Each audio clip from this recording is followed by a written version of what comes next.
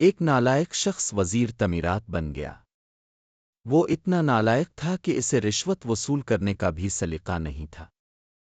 اس کے پاس ایک ٹھیکیدار آیا اور ایک فائل پر منظوری کے عوض 20 لاکھ روپے دینے کا وعدہ کیا۔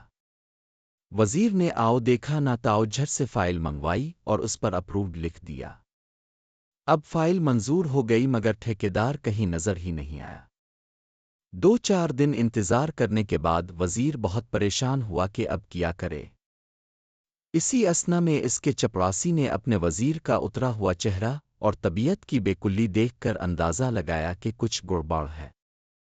وہ وزیر کے پاس آیا اور رازداری سے کہنے لگا، حضور، ہوں تو میں چپراسی مگر کافی عرصہ سے یہ وزارت میں ہی چلا رہا ہوں۔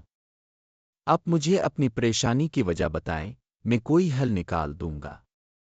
وزیر نے بتایا کہ اس طرح میں نے فائل اپروو کر دی ہے مگر اب ٹھیکیدار ہاتھ نہیں آ رہا۔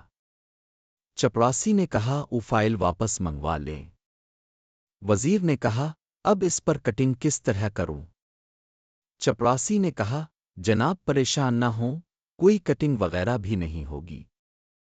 فائل واپس آئی۔ چپراسی نے کہا آپ اس اپروڈ سے پہلے ناٹ لکھ دیں، مقصد پورا ہو جائے گا اور کوئی کٹنگ وغیرہ بھی نہیں ہوگی۔ وزیر نے ایسا ہی کیا۔ اب ٹھیکیدار کو پتہ چلا تو بھاگا بھاگا آیا اور 20 لاکھ روپے کا بریف کیس وزیر کے ہاتھ میں پکڑایا۔ اب وزیر پھر پریشان ہو گیا اور پھر چپراسی کو بلایا کہ اب کیا کروں؟ چپراسی بولا جناب عرصہ ہوا یہ وزارت میں ہی چلا رہا ہوں۔ اپنے فائل پر جہاں ناٹ لکھا ہے وہاں ٹی کے بعد ای لگا دیں، یعنی ناٹ کو نوٹ بنا دیں۔ اب یہ ہو گیا نوٹ اپروو۔ وزیر نے ایسا ہی کیا اور من کی مراد پائی۔ مطلب یہ ہے کہ بہت سے محکمے وزراء نہیں بلکہ چپراسی چلا رہے ہیں، کیونکہ ان کا تجربہ اور آئی کیو بہت سے وزراء سے بہتر اور زیادہ ہے۔ امید ہے آپ کو یہ کہانی پسند آئی ہوگی۔ اپنی قیمتی رائے کمنٹس میں ضرور شیئر کریں۔